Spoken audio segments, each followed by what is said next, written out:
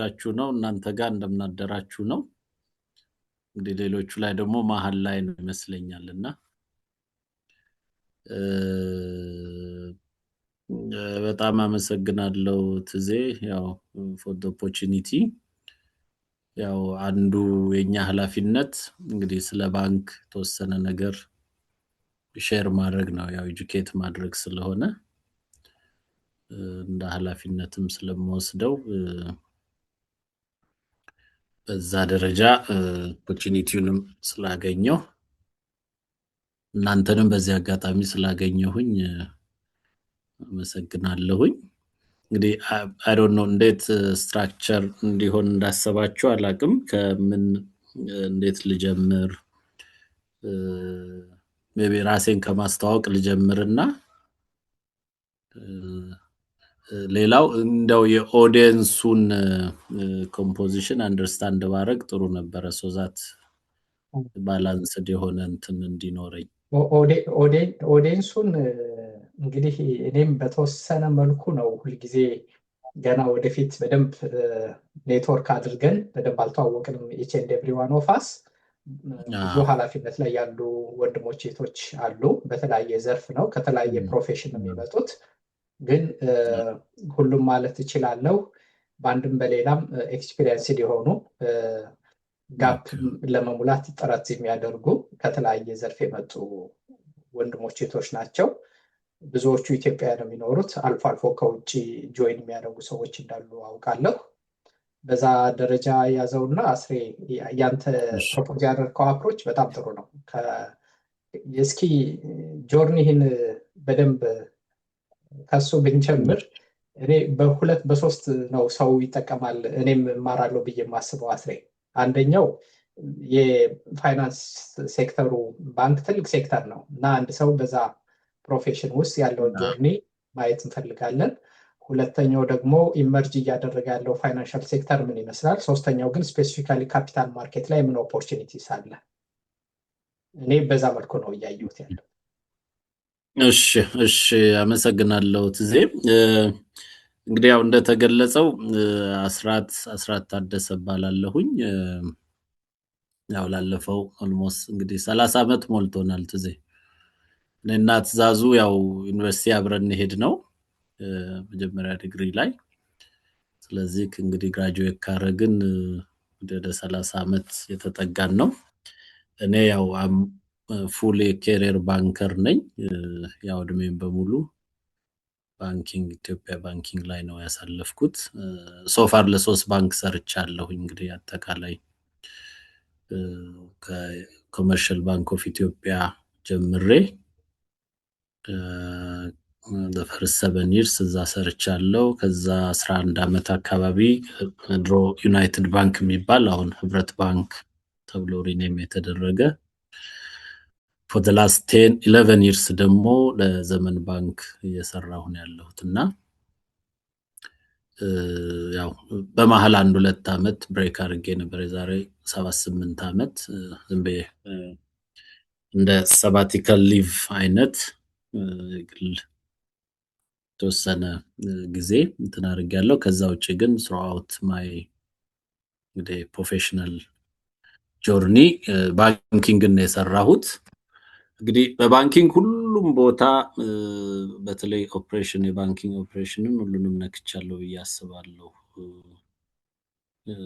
ያው ከግራጁዌት ትሬኒ ጀምሮ እንግዲህ እኔና ትዛዙ የጀመርንበት ዘመን ዛግለ ኮመርሻል ባንክ እዛ ጀምረን የተለያየ ሮሎች ላይ ሰርተናል for the first 7 years mainly focus operations እና ክሬዲት ላይ የነበረው ከዛ ለህብረት ባንክ የተለያዩ ሮሎች ሰርቻለሁ as a credit officer as head of credit branch manager operations director credit director ሆኜ ሰርቻለሁ ከዛ ዘመን for the last 11 years ያው መጀመሪያ as a credit director ገባው ከዛ ፖርትፎሊዮ ዳይሬክተር ሆኜ ሰራው በመሃል አንድ 2 አመት አረፍኩ ከዛ ተመልሼ as a vice president join አረኩኝ የዛሬ 6 አመት ማለት ነው በ2020 ሲንዘን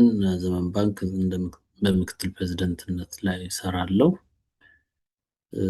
አብዛኛው ኤሪያ ኦፍ ኤክስፐርቲዜ በብድር አፕሬዛል፣ ፖርትፎሊዮ ማኔጅመንት፣ ባንኪንግ ኦፕሬሽንስ፣ ክላይንት ሪሌሽንሽፕ ላይ ያተኮረ ነው።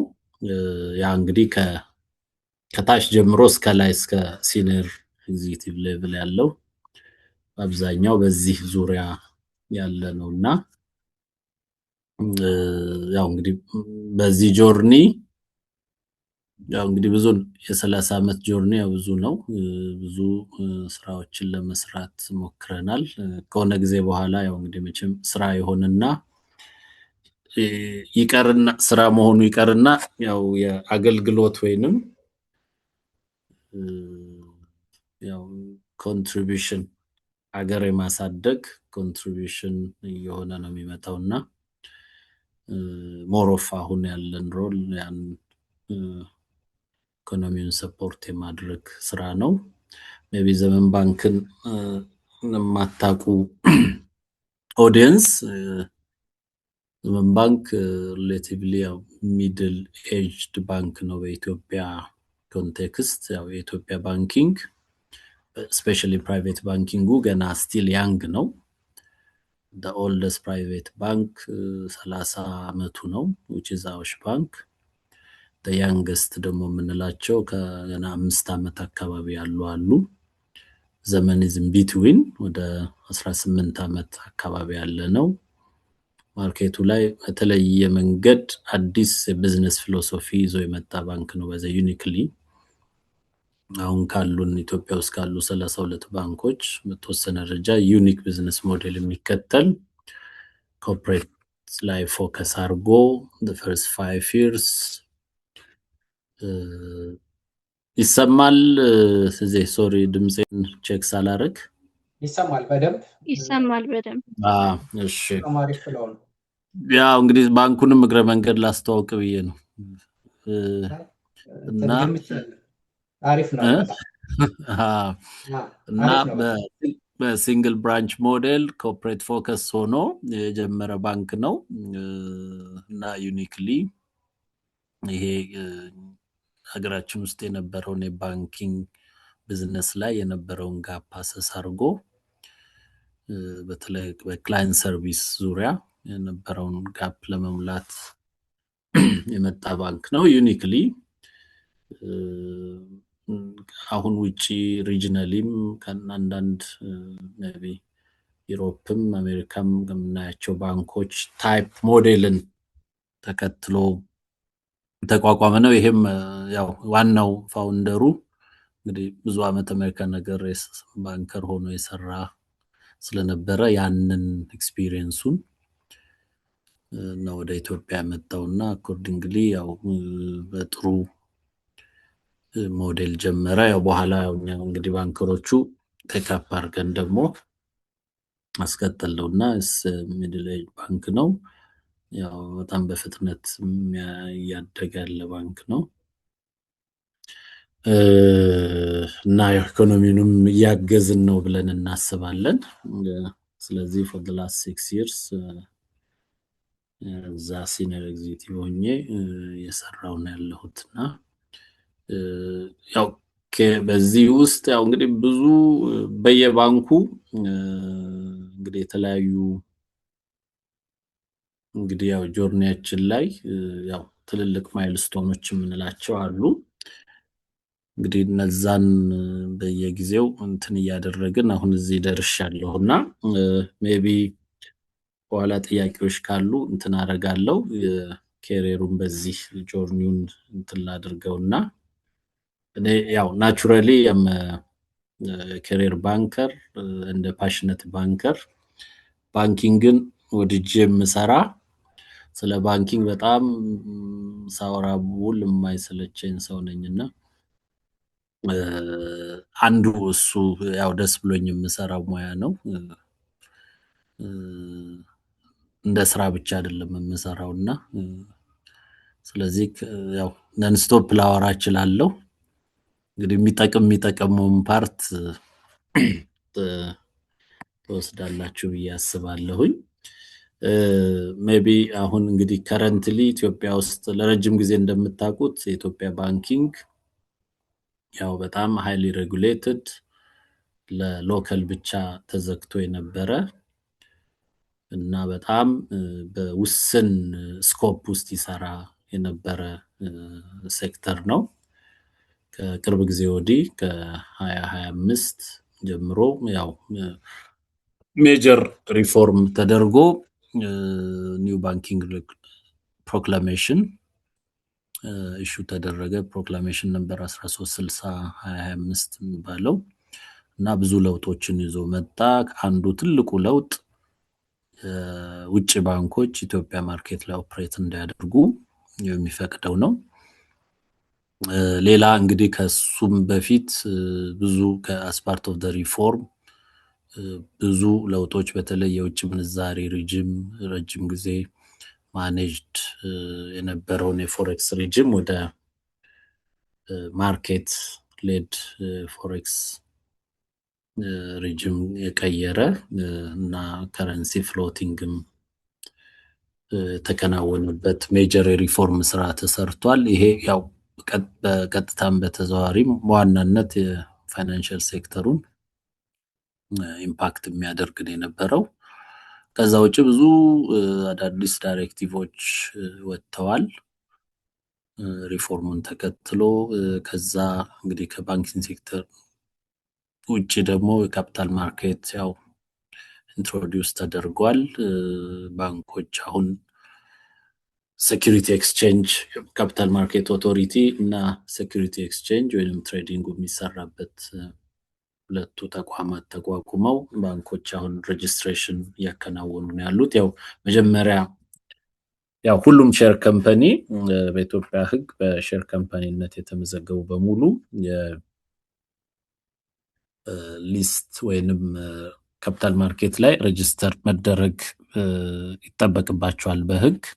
እንግዲህ መጀመሪያ ግን የተጀመረው አሁን በፋይናንሻል ኢንስቲትዩሽንስ ነው። ባንኮች፣ ኢንሹራንስ እንዲሁም ማይክሮ ፋይናንሶቹ እነሱ በቅድሚያ ያው ሼራቸውን በካፒታል ማርኬት ላይ ሬጅስተር እንዲያደርጉ በሕግ ያው ግዴታ ተቀምጧል። በዛ መሰረት ብዙዎች ባንኮች አሁን ሬጅስትሬሽናቸውን እያከናወኑ ነው ያሉት። ያው አልጨረሱም።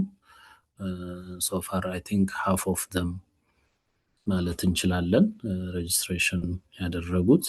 የተወሰኑት ደግሞ ከሬጅስትሬሽንም አልፈው ሼሮቻቸው ትሬድ መደረግ ጀምረዋል።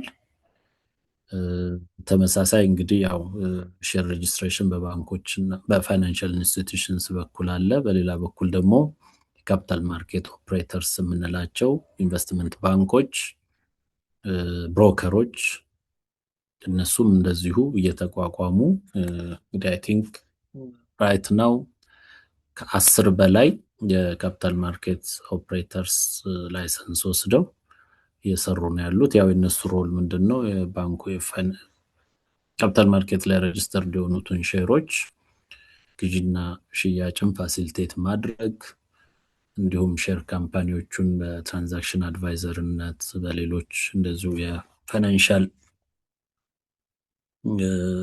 ስራዎች ላይ እነሱን ማገዝ ነው። ስለዚህ አሁን as we speak በኢትዮጵያ ፋይናንሻል ሴክተር በጣም በትልቅ ትራንስፎርሜሽን ላይ ነው ያለውና ብዙ ለውጦች በየቀኑ ማለት ይቻላል ለውጦች እየታዩበት ያለ ሴክተር ነው። ሜቢ አሁን እንግዲህ መረጃው ብዙ እንደው ለሌላቸው ኦዲየንስ አሁን ራይት ናው ኢትዮጵያ ውስጥ 32 ባንኮች ነው ኦፕሬት እያደረጉ የሚገኙት። ሁለቱ የመንግስት ባንኮች ናቸው፣ ኮመርሻል ባንክ እና ልማት ባንክ። ቀሪዎቹ 30ዎቹ የግል ባንኮች ናቸው። ቅድም ያልኳቸው እንግዲህ ከኦልደስት ቢንግስ 30 years እና ያንገስት እንግዲህ 5 ዓመት አካባቢ የሚሆናቸው ባንኮች አሉ። ጠቅላላ ሰልፍ አለ። የኢትዮጵያ ባንኪንግ እንግዲህ ቶታል ባላንስ ሺትም በየጊዜው በጣም እያደገ ነው ያለው። ዘንድሮ ለምሳሌ አግሪጌት የኢትዮጵያ ባንኮች ቶታል አሴት ወደ 6.4 ትሪሊየን ደርሷል በብር። በዶላር ተርምስ ግን ያው ቢኮዝ ኦፍ ዘ ከረንሲ ፍሎቲንግ 40 ቢሊዮን ዶላር አካባቢ ነው ያለው። ይሄ 40 ቢሊዮን ዶላር እንግዲህ በሪጂናል ባንክ ደረጃ እንኳን የአንድ ባንክ አሴት ሊሆን ይችላል። በተለይ ትልልቆቹን ደግሞ ስንወስድ ሜቢ እነሱን 1/4 ወይ 1/3 ሊሆን ይችላል። አሁን ላርጀስት ባንክ ኢን አፍሪካ ስታንዳርድ ባንክ ግሩፕ ቶታል ባላንስ ሺቱ ከ200 ቢሊዮን በላይ ነው። እንደ መረጃ እንዲሆን ብዬ ነው።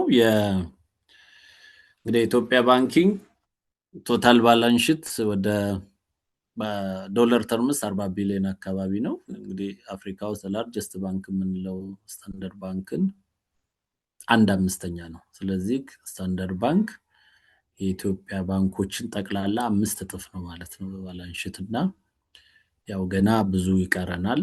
ብዙ መሰራት አለበት። ባንኮቻችን ሳይዝ አንፃር ቁጥራቸው በርከት ያለ ቢሆንም ሳይዛቸው ግን ገና ነው የሚል ነው። በተቀማጭ ገንዘብ፣ በካፒታል፣ በብድር እንደዚሁ ስናያቸው ተመሳሳይ በጣም ብዙ ይቀረናል እና ብዙ ዲቨሎፕ ማድረግ አለበት። ተርምስ ኦፍ ፖፑሌሽን ግን ስናይ ያው እንግዲህ ከአፍሪካ ሰከንድ ላርጀስት ፖፑለስ ካንትሪ ነን። ስለዚህ ብዙ የባንክ አገልግሎት ይፈልጋል እና ይሄ የውጭ ባንኮችን በጣም አንዱ ኢንትረስት የሚያደርጋቸው ኤሪያ ነውና ሜቢ እንደ ካሚንግ ፊው ይርስ ተወሰኑ አትሊስት የሪጂናል የአፍሪካ ባንኮችን ኢትዮጵያ ገበያ ላይ እናያለን ብለን እናስባለን። የተወሰኑት ኦልሬዲ ለመግባት ጥረት እያደረጉ እንደሆነ ያው በሚዲያም በምንም አለ ያው የተወሰኑ ኮንቨርሴሽኖች አሉ። እንግዲህ አሁን ያው እዚህ ባንኪንግ ሴክተር ላይ ያለው ለውጥ ለኛ ምንድነው ይዞ የሚመጣው ብለን ስናይ ያው ማርኬቱ ኦፕን አፕ ማድረጉ ሞር ኮምፒቲሽንን ይዞ ይመጣል። ስለዚህ ሞር ኮምፒቲሽን በኖረ ልክ ሞር ሰርቪሶችን አክሰስ ለማድረግ የተሻለ እድል ይፈጥራል። ተርምስ ኦፍ ሰርቪስ ቤተር ሰርቪስ፣ ፕራይሲንግ፣ ፕሮዳክት እነዚህ የተሻለ የሰርቪስ ዩዘሩ የተሻለ እድል እንዲኖረው ይፈጥራል። ሞር ኮምፒቲቲቭ ኢንቫይሮንመንት ይፈጠራል። ያው እንደ ማንኛውም ንግድ ብዙ ኦፕሬተር ወይንም ብዙ ተሳታፊ ባለ ቁጥር ለተጠቃሚው የተሻለ እድል ይፈጠራል ማለት ነው። አሁን ባለው ኢትዮጵያ ውስጥ አሁን ባለው በተለይ የደንበኛ ቁጥር የአካውንት ቁጥር እንግዲህ ከ100 ሚሊዮን በላይ ሄዷል የሚል ሪፖርት አለ። አክሰስ ቱ ክሬዲትን ግን ስናይ በጣም ስቲል ብድር አቅርቦት ለጥቂት ሰዎች ብቻ እየደረሰ እንዳለ ነው። እንግዲህ አሁን ጀስት ይር ጎ በነበረ ከባንኮቹ እንግዲህ ከማይክሮ ፋይናንስ ከመጡት ውጪ በባንኮቹ ከ400,000 በላይ አይበልጥም ነበር የተበዳሪ ቁጥር። እንግዲህ 100 ሚሊዮን ፕላስ ህዝብ አለን። ከ100 ሚሊዮን በላይ ባንክ አካውንት ተከፍቷል ይባላል። ግን የክሬዲት አክሰስ ያለው በጣም ለጥቂት 100 ሺዎች ነውና ያ ኤሪያ ብዙ መስፋት አለበት። ማይክሮ ፋይናንሶች የተሻለ እንደውም አክሰስ ይሰጣሉ። እነሱ ኦቨር ሚሊዮን የክሬዲት ደንበኞች እንዳሏቸው ነው ያለውና ኦል ኢን ኦል እንግዲህ ከ2 ሚሊዮን ያልበለጠ እንግዲህ የባንክና የማይክሮ ፋይናንስ ብድር አክሰስ ያገኙ ደንበኞች ነው ያሉት። ስለዚህ ይሄ በጣም ሲግኒፊካንትሊ ያው ኤክስፓንድ ያደርጋል ብለን እናስባለን። ማርኬቱም ያው ይቀየራል።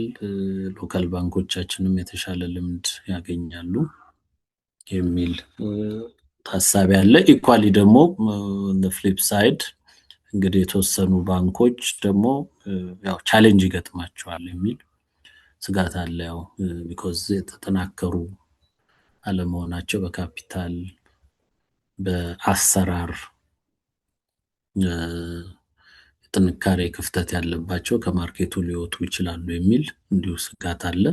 ኦር ደግሞ በሌሎች አኳየር ሊደረጉ ይችላሉ የሚል እይታ ነው ያለውና እንግዲህ የባንኪንግ እንትን በጣም ኢቮልቭ እያደረገ ነው። በየጊዜው ብዙ ለውጦችን የምናይበት ሁኔታ ነው የሚኖረው ብዬ ነው የማስበው። በካፒታል ማርኬት በኩል ያው ትልቁ እንግዲህ ገና ጅማሮ ነው።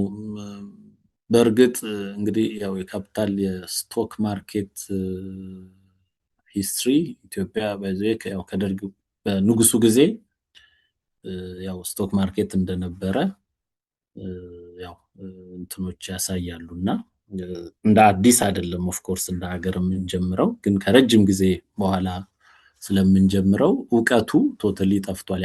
በዛ ጊዜ ያንን ስራ ይሰሩ የነበሩ ኢትዮጵያውያን አሁን ያው ብዙዎቹ የሉም። ቢኮዝ ከ50 60 ዓመት በፊት ስለነበረና አሁን ላለው ትውልድ ሙሉ ለሙሉ ኒው ኮንሰፕት። እንደ ሀገር ግን ከ50 እና 60 ዓመት በፊት ግን ስቶክ ማርኬት በኢትዮጵያ እንደነበረ ነው የሚታወቀውና አሁን እንደ አዲስ ለርን እያደረግን ነው። እንግዲህ አሁን በአብዛኛው ኢኒሺየል ስቴጅ ላይ ነው ያለው። ሼር ካምፓኒዎቹ ሬጂስተር እያደረጉ ነው። የተወሰኑ ባንኮች ወደ ሼር ትሬድ ወደ ማድረግ ገብቷል። ይሄ እንግዲህ ምን ኦፖርቹኒቲ ይፈጥራል? ያው ገንዘብ ያለን ሰዎች ድሮ ያው እንግዲህ ከዚህ ከስቶክ ማርኬት ወይም ካፒታል ማርኬት ከመፈጠሩ በፊት የባንክ ሼር እንደምታውቁት አነስ ያሉት ባንኮች ያው ለፐብሊኩ ያስተዋወቁ ይሸጡ ነበረ። ትልቆቹ ባንኮች ግን በአብዛኛው ለነባር ሼር ሆልደሮቻቸው ነበረ የሚሸጡት እና አክሰስ ቱ ሼርስ በተለይ እነዚህ ጥሩ ትርፍ ያላቸው በደንብ የተደራጁ ባንኮች ላይ አዲስ ሰው ሼር ለመግዛት በጣም ዲፊከልት ነው የነበረው። ከተገኘም ደግሞ ፕሪሚየሙ ከፍተኛ ነው የነበረው። ቢኮዝ የተሻለ አትራፊ ከሆኑ ባንኮቹ ሼር በ1000 ብር የሚሸጠው ሼር በ1500 በ1600 አንዳንዴ ከዛም በላይ ይሸጥ ነበር። እሱ ብቻ ሳይሆን ደግሞ ሻጭ ራሱ ማግኘት በጣም ዲፊከልት ነው የነበረው። ይሄ ኢንፎርማል ደላላዎች በእነሱ በኩል ነበር የሚገኘው። አሁን ያን እንግዲህ ያ አሰራር ቀርቶ ማንኛውም ሰው ፐብሊክሊ ትሬድ የሚደረግን ሼር ገበያውን እያየ መግዛትም መሸጥም የሚችልበት ፕላትፎርም ተፈጥሯልና ስለዚህ ገንዘብ በማንኛውም ሌቭል ገንዘብ ያለው ሰው የሚችለውን በአቅሙ የሚችለውን ሼር የሼር ገበያው ላይ ወጥቶ መግዛትም መሸጥም የሚችልበትን እድል ይፈጥራል ማለት ነውና ኢንቨስትመንትን በጣም ያበረታታል። ምንም ገንዘብ አይድል እንዳይሆን እድል ይፈጥራል ማለት ነው። እያንዳንዱን ገንዘብ ያው ኦፍ ኮርስ ባንክ አስቀምጠን የተወሰነ ኢንትረስት እናገኛለን። ሜቢ ሼር ላይ ኢንቨስት አድርገን ደግሞ የተሻለም ልናገኝ እንችላለን። 100,000 ብር ያለው ሰው ባንክ ያው ሬጉላር ዲፖዚት ቢያስቀምጥ 7% ነው በአመት የሚያገኘው። ግን በደንብ ካልኩሌት አድርጎ ሼር ማርኬት ላይ ገብቶ የሼር ፕራይስን ትሬንድ አይቶ ቢገዛ እና ከተወሰነ ጊዜ በኋላ ቆይቶ ቢሸጥ 10%ም 15ም 20%ም ሊያገኝበት የሚችልበት እድል ይኖራልና በደንብ የኢንቨስትመንት ኦፕሽኖችን ያሰፋ አዲስ ማርኬት ነው። ስለዚህ እንደ ተጠቃሚም ይህንን ኦፖርቹኒቲ ኤክስፕሎር ለማድረግ ይጠቅመናል። ሌላው ትልቁ ነገር አዳዲስ እውቀቶችን ይዞ የመጣ ማርኬት ነው። ለብዙ ሰዎች የስራ ኦፖርቹኒቲ የሚፈጥር ነው። ሌላው ትልቁ የኩባንያዎች ላይ እንግዲህ ይሄ እየሰፋ ሲሄድ በተለይ ኢንቨስትመንትን በጣም ሊያበረታታ የሚችልበት እድል አለ። ከዛ ባሻገር አሁን ድሮ ያው ባንኮችም ሆኑ ሌሎች በተለይ ኢንቨስትመንት ተቋማት ኤኒ ከምፐኒ ለአዲስ የሚቋቋም ሊሆን ይችላል፣ ነባር ሊሆን ይችላል፣ ካፒታል ሬዝ ለማድረግ ሲያስብ ወይ ሼርሆልደሮቹ ከሼርሆልደሮች ነው ገንዘብ የሚሰበስበው ከተወሰኑ እዛው ካሉት ኦር ደግሞ ባንክ ሄዶ ሎን ነበረ በሎን ነው ፋይናንስ ሬዝ የሚያደርገው። አሁን ካፒታል ማርኬት ከመጣ በካፒታል ማርኬት በኩል ካፒታል ሬዝ ለማድረግ የተሻለ እድል የሚፈጥርበት ሁኔታ እየተፈጠረ ነው ማለት ነው። እንግዲህ ይሄ ያው አሁን ኤርሊ ስቴጅ ነን፣ ጊዜ ሊፈልግ ይችላል ማርኬቱ በዛ ደረጃ ዲቨሎፕ እስኪያደርግ። ግን ፕሮስፔክቱ ግን በጣም ትልቅ ነው ብዬ ነው የማስበው እና እነዚህ ነገሮች እንግዲህ አሁን ሀገራችን ላይ እንደ ኒው ዲቨሎፕመንት የሚታዩ ነው። ሌላው ቅድም እንደጠቀስኩት የውጭ ባንኮችም ከመጡ የተሻለ ፕሮዳክት እና ሰርቪስ ኦፖርቹኒቲ ይዘው ይመጣሉ። ይሄ ያው ኢንቨስትመንትን በደንብ ሊያበረታታ ይችላል። ያው የሱ ዴሪቬቲቭ ደግሞ ኢምፕሎይመንትን ያሻሽላል። አጠቃላይ ኢኮኖሚ ግሮዙንም የተሻለ ያደርጋል ብለን እናስባለን። ያው እንግዲህ እንደ ሀገር እዚህ ውስጥ አሁን እንግዲህ ኒው ዌቭ ኦፍ ሪፎርም ነው። እዛ ውስጥ እንግዲህ ሁላችንም እንግዲህ የራሱ ፕሮስ ኤንድ ኮንስ አለው። እርግጥ ያው አሁን እነዚህ ለውጦች በራሳቸው ፖዚቲቭ ነገር ብቻ አይደለም ይዘው የመጡት። ለምሳሌ ኤክስቼንጅ ሬት ፍሎቲንጉ ያው ብርን ከማነው $1 ከ50 ምናምን ብር ከ56 ብር አሁን 160 ብር አድርሶታል በኦፊሻል ማርኬቱ ማለት ነው። ያ በኑሮ ላይ ከፍተኛ ጫና አምጥቷል። እሱም ራሱ እንግዲህ ድሮባክ አለው። ግን ያው ኢኮኖሚን ከማንቀሳቀስ አንጻር መንግስት ደግሞ የሚያይበት ወይንም ሪፎርም የሰሩ አካላት የሚያዩበት እንትን ደግሞ ሌላ ፐርስፔክቲቭ አለ። በተለይ አሁን ኤክስፖርትን እንትን ከማድረግ በፈርስት ታይም የኢትዮጵያ ኤክስፖርት 10 ቢሊዮን ክሮስ አድርጓል ዘንድሮ። ለረጅም ጊዜ 3 እና 4 ቢሊዮን አካባቢ እንከባለል ነበር። ጀስት 4-5 ዓመት በፊት ሊትራሊ ከ4 ቢሊዮን እንግዲህ በእኔ እድሜ ከ4 ቢሊዮን አልፎ አያውቅምና ላስት ይር 8 ቢሊዮን ገባ። ዘንድሮ 10 ቢሊዮንን ክሮስ አድርጓል እና ራሱ አስተዋጽኦ አለው። በሌላ በኩል ደግሞ ያው አብዛኛው ሶሳይቲ ላይ ደግሞ ያለው የመኒ ቫሉ ወይንም የመግዛት አቅም መዳከም ደግሞ ራሱ ኢምፓክት አለው እና ያው በዚህ መሀል ውስጥ ነው ያለ ነው። እንግዲህ እንደ እይታ ነው የሚሆነው። አንዳንዱ ጉዳቱ ያመዝናል ይላል፣ አንዳንዱ ደግሞ ነው ተወሰነ ጊዜ ተጎድተን ከዛ በኋላ ኢኮኖሚው ሰማው ከተቀየረ ተወሰነ ጊዜ ኮስት መክፈል ግዴታ ሊሆን ይችላል የሚል አለና ደራር የተለያዩ ቪዎች አሉ።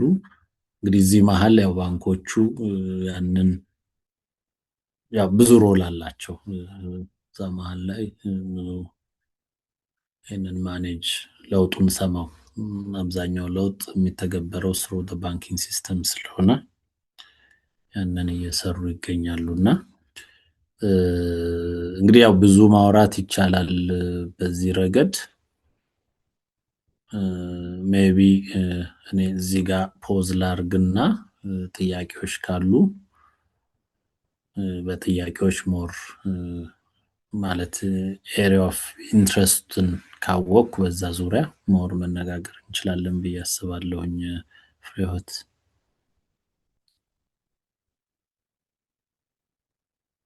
እሺ፣ በጣም እናመሰግናለን። እስካሁን ድረስ በጥሩ ሁኔታ ነው እየተካሄደ ያለው። ጥያቄ ያላችሁ መጠየቅ የምትፈልጓቸውን ነገሮች በተለይ ደግሞ ባንክ ላይ የምትሰሩ የባንክ ተቋማትን በሰፊ የምትጠቀሙ አገልግሎት የምትጠይቋቸው ነገሮች ካሉ ጠይቁ። እሺ፣ አመሰግናለሁ። እንደምን ዋላችሁ፣ እንደምን አደራችሁ። በየሰዓት አቆጣጠራችን አቶ አስራትን እናመሰግናለን። በዚህ በባንክ ኤሪያዎች ላይ እንደዚህ አይነት ገለጻ በማግኘታችን ደስ ብሎናል። እስኪ አንዳንድ ጥያቄዎችን ለመጠየቅ ፈልጌ ነው። የመጀመሪያው ጥያቄ ብዙ ጊዜ ባንኮች በዚህ በኢትዮጵያ ደረጃ ያሉ ባንኮች አብዛኛውን ማህበረሰብ ኮንትሪቢዩት አያደርጉም ይባላል እና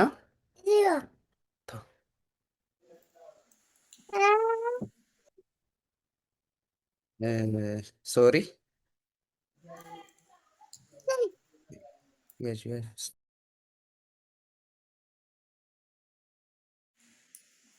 አያሳትፉም ይባላል። ያው ልጅ መሀል ስለሆንኩኝ ነው፣ ይቅርታ ይደረግልኝ። እና በዚህ መሀል ላይ እንዴት ነው ከሌሎቹ ጋር ባላንስ አድርጎ ሌላውን ተጠቃሚ ሊያደርግ የሚችልበትስ ምን አለ? እንደ ባለሙያ ምን ትመክራለህ? ለምሳሌ ሴቪንግንም አያበረታቱም ይባላል።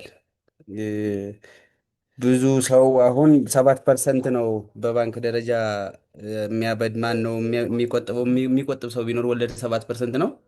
ነገር ግን ከዝቅተኛው ማህበረሰብ በ7% ወለድ ይሰጣሉ። እነሱ ግን ከ10 እና ከ15% በላይ ያበድራሉ ይባላል። እና በተጠቃሚነት ደረጃም ለተወሰኑ ሰዎች ነው። ቅድምም ገለጻ ሲደረግ እንደነበረው ሚሊየንስ ባንክ ያላቸው ሰዎች አሉ፣ ወይም ደግሞ ደብተር ያላቸው ሰዎች ይኖራሉ። ነገር ግን የሚጠቀሙት ሺዎች ናቸው የሚል ነገር ማስታል እና ይህን እንዴት ባላንስ አድርጎ መሄድ ይቻላል ነው አንደኛው ጥያቄ።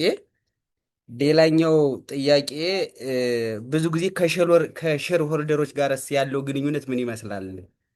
ሼር ሆልደር የሚገዙት ብዙዎች ሊኖሩ ይችላሉ። ይህንን ደግሞ የማስተዳደር እድሉ የሚሰጣቸው በቦርድም በምንም ብዙ ጊዜ እነሱ ናቸው። ይህንን ከፕሮፌሽናሊዝም ጋር አጣጥሞ መሄድና ብዙ አንዳንድ ባንኮች ደግሞ ከመክሰር ጋርም ከዛ በኋላም ደግሞ በብዙ ጊዜ የስነ ምግባር ጉድለት የሚታይባቸዋል ተብሎ ይታማል እና ይህንስ ከዛ ጋር ባላንስ ከማድረግ አንጻር እንዴት ይታያል የሚል ሀሳብ አለኝ። ካፒታል ማርኬት ለሼር ሆልደሮች ውስጥ ምን አይነት ተጠቃሚነት አለው? ቅድም የተወሰኑ ነገሮችን ለመግለጽና ለመስማት ሞክሬያለሁ። አሁንም ሼር ሆልደሮቹ ያንን ነገር በመሸጥና በመግዛት ረገድ ላይ ምን ያክል ተጠቃሚ ይሆናሉ የሚል ተጨማሪ ማብራሪያ ቢሰጥ የሚል ሀሳብ ነው። በእነዚህ ላይ ተጨማሪ ማብራሪያ እንዲሰጥ ፈልጌ ነው። አመሰግናለሁ።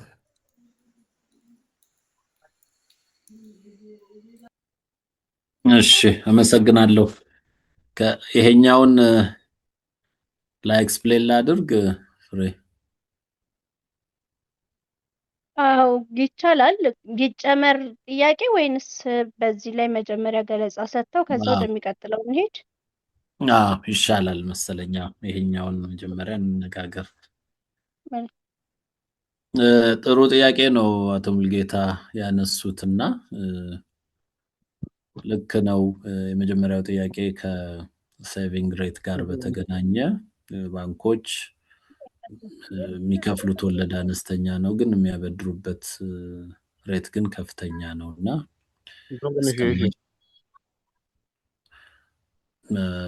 አስቀማጭ ብዙ ተጠቃሚ አይደለም የሚል ነው። ትክክል ነው።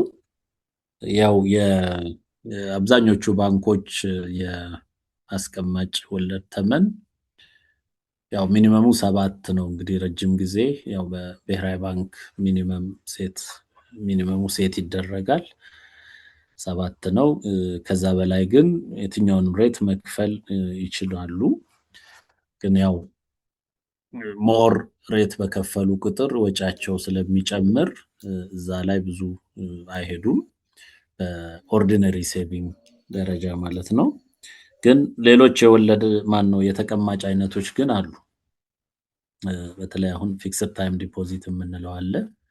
ፊክስድ ታይም ዲፖዚት ላይ ከፍተኛ ወለድ ይከፈላል። አንዳንዶቹ ባንኮች እስከ 20% አንዳንዶቹ ኢቭን ከዛም ያለፈ ገንዘቡ ትልቅ ከሆነ ከዛም ያለፈ የሚከፍሉበት አሰራር አለ። እሱ ግን ያው ብዙ አይደለም፣ ያ ማርኬት ብዙ አይደለም። በገንዘቡ መጠንና በሚቀመጥበት ቆይታ የወለድ ተመኑ ከፍ እያለ ይሄዳልና ኦርዲነሪ ሬጉላር ይሄ ወጪ ገቢ የምናደርግበት ሂሳብ ላይ አብዛኛው 7 አንዳንዶቹ እስከ 8ም አንዳንዶቹ እስከ 9% ይከፍላሉ። ከባንክ ባንክ እነዛ ይለያያሉ። በጊዜ ገደብ የሚቀመጥ ወይንም ፊክስድ ታይም ዲፖዚት የምንለው ላይ ግን በአስራዎቹ ድረስ የሚከፈልበት እድሎች አሉ። እነዚህ እንደየባንኮቹ ሁኔታ ነው። ለባንኮቹ ይሄ በጣም ኤክስፔንሲቭ ዲፖዚት ነው። ብዙዎቹ ባንኮች ያው ያንን ኤክስፔንሲቭ ዲፖዚት አይፈልጉትም። የተወሰኑት ግን የግድ ያው የስራ መስሪያ ገንዘብ ለማግኘት ሲሉ ያንን ከፍለው በጊዜ ገደብ የ6 ወር ሊሆን ይችላል፣ የዓመት ሊሆን ይችላል፣ አንዳንዴ የ2 ዓመትም ሊሆን ይችላል። እነዛን ተቀማጮች ይቀበላሉ፣ ከፍተኛ ወለድ ይከፍላሉ። ማበደሪያን ስናይ ማበደሪያ እንደተባለው ከፍ ያለ ነው። ያው ትልቁ ምንድነው የኛ ማርኬት ቅድም እንደገለጽኩት ተበዳሪው ያ ሁሉ ገንዘብ ተሰብስቦ ለጥቂት ተበዳሪ ነው የሚሄደው። ቢኮዝ ኩባንያዎቹ ያው ከ100 ሰው 100 ሺህ ቢሰበሰብ አግሪጌት ተደርጎ ሜቢ ለአንድ ካምፓኒ ብድር ነው የሚውለውና ስለዚህ የብድር አቅርቦቱ ውስን ስለሆነ የተሻለ ካምፓኒ ያንን ብድር የማግኘት እድል ይኖረዋል። ስለዚህ ያው ቅድም እንዳልኩት የክሬዲት የብድር አቅርቦት በጣም ውስን ነው። በሀገር ደረጃ ያው ሪሶርሱም ውስን ስለሆነ እና ይሄ እንግዲህ ሊሰፋ የሚችለው አንዱ አሁን እንግዲህ አንዱ የካፒታል ማርኬት መምጣት ድርጅቶች በተለያየ መንገድ ካፒታል ለማግኘት እድል ይፈጥርላቸዋል። የግድ ከባንክ ብድር ብቻ ላይሆን ይችላል። ከግለሰቦች ካፒታል ተሰባስቦ የኮሌክቲቭ ኢንቨስትመንት ስኪም ይባላል። እሱ አንዱ መንገድ ነው። 1000 ሰዎች 1000 ብር አዋጥተው የነሱ አግሪጌት ካፒታል ቢዝነስ ላይ ኢንቨስት ተደርጎ ገቢ የሚገኝበት መንገድ ሊኖር ይችላል። ኦር ደግሞ አንድ ኩባንያ ሼሩን ካፒታል ማርኬት ላይ አድርጎ ማንም ኢንትረስትድ የሆነ ኢንቨስተር ያንን ሼር ገዝቶ ገንዘብ የሚያገኝበት ድልል ሊፈጥር ይችላል እና እነዚህ ኦልተርኔቲቮች ሲመጡ የባንክ ብድር አክሰስ እየቀለለ ይሄዳል ማለት ነው። አሁን ኢትዮጵያ ውስጥ ባለው ሁኔታ ወይ የግል ግለሰቦች ያላቸውን ገንዘብ አሰባስበው ነው ኩባንያ ላይ ኢንቨስት የሚያደርጉት ወይንም በተጨማሪ ደግሞ ባንክ በሰጣቸው ገንዘብ ነው የሚያደርጉት እና እንትኖቹ ውስን ነው የነበሩት። ከዚህ በኋላ ግን ያየሰፋ ይሄዳል። ሌላው እንግዲህ አንዱ የብድር አቅርቦትን የተሻለ ያደርጋል ብለን የምናስበው አሁን የውጮቹን ባንኮች ስራ ቢጀምሩ ሪል ውድድር ይመጣል። ስለዚህ ደንበኛ ለማግኘት ሲባል የተሻለ የብድር አቅርቦት ሊኖር ይችላል እና በዚህ መንገድ ነው ሶፋር እንትኑ እውነት ነው በጣም ጠባብ ነው ያለውና ግን አሁን ለውጦች እያየን ነው። በዚህ አሁን አንዳንድ ባንኮች ለምሳሌ የስሞል ኤንድ ሚዲየም ኢንተርፕራይዝስ የሚባሉ አነስተኛና መካከለኛ ኢንተርፕራይዞች አንዳንዴ ትንንሾቹንም ጭምር ፋይናንስ የሚያደርጉበት አሬንጅመንት እየፈጠሩ ነው ያሉት። ቀጥታ በዲጂታል ሌንዲንግ ብድር እያቀረቡ ነው ያሉት እና ለውጦች አሉ፣ ግን ያው ብዙ ይቀራል። ስለዚህ አሁን በጊዜ ሂደት ያ የተሻሻለ ይሄዳል ብዬ አስባለሁ። እንግዲህ አንዳንድ ጊዜ መረጃ ያው ሪሊ የዛ አይነት እንትን ካለ ባንኮች ጋር ቀርቦ ከባንክ እንግዲህ የተለያየ የፕሮዳክት ታይፕ ሊኖር ስለሚችል ባንኮቹን ቼክ አድርጎ ምን አይነት ብድር ነው የሚሰጡት፣ አሁን ስፔሲፊካሊ ለምንፈልገው የስራ ዓላማ የሚሰጥ ብድር የሚሰጥ ባንክ ካለ ያው ሙሉ ለሙሉ ዝግ አይደለም ለማለት ፈልጌ ነው። እድሎቹ ሊኖሩ ይችላሉ። የብድር አቬይላቢሊቲ አንዳንዴ ሲዝናል ነው። የሆነ ወቅት ባንኮቹ በቂ ሊኩዊዲቲ ገንዘብ ካላቸው ለመጣው ሁሉ ይሰጣሉ። ለመጣው ያው ኦፍ ኮርስ የብድር ፎርማሊቲ ላሟላ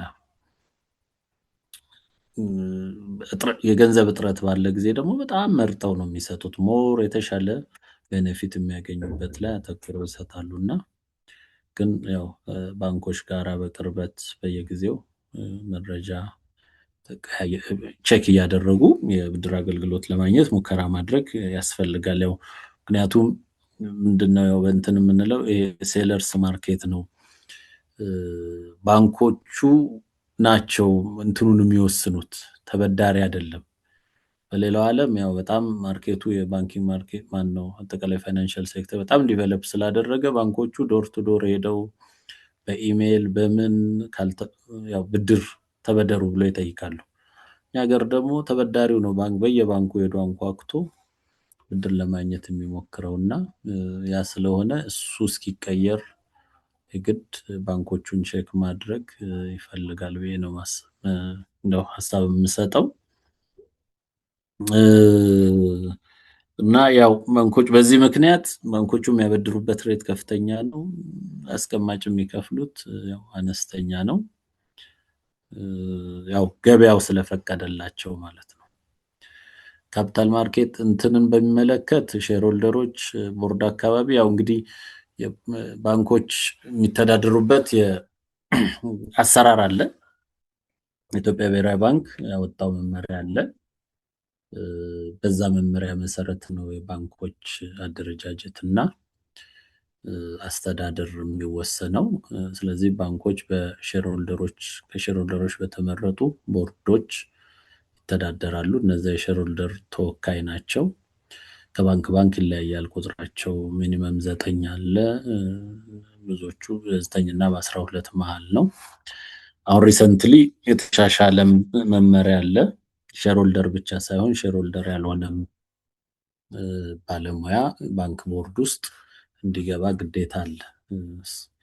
ከ1/3 ከጠቅላላ ቦርዱ 1/3 ኢንዲፔንደንት ዳይሬክተር ይባላል። ወይም ሼርሆልደር ያልሆነ ከባንኩ ጋር ምንም በሼር ሆልዲንግ ግንኙነት የሌለው ቦርድ ዳይሬክተርም እንዲሁ መካተት አለበት የሚል መመሪያ ወጥቷልና ግን ቀደም ብሎ በነበረው ያው አብዛኛው ባለ አክሲዮን የመረጠው ሼርሆልደር ነው የቦርድ ሜምበር የሚሆነውና ይሄ ያው ራሱ እንግዲህ አሰራር አለው። ልክ እንደ አንዳንድ ጊዜ እንደ ፖለቲካል ፓርቲ ምርጫ ነው የሚሆነው። ምርጫ ቅስቀሳ ከኋላ ይኖራል።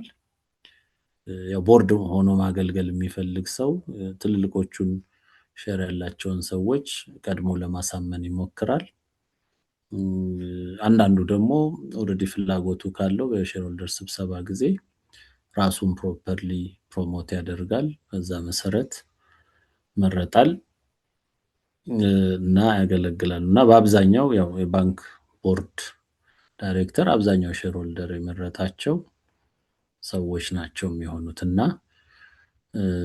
ይሄ አለ። ኦፍ ኮርስ አሁን ብዙ ስትራክቸር አለው። በእርግጥ ማይኖሪቲ ሼርሆልደሮችንም የሚወክል ሜምበር እንዲኖር ይደረጋል። ግን እሱም ያው በድምጽ ብልጫ በዛ ማይኖሪቲ ሼርሆልደሮችን የሚወክሉ ከቀረቡ ካንዲዴቶች የተሻለ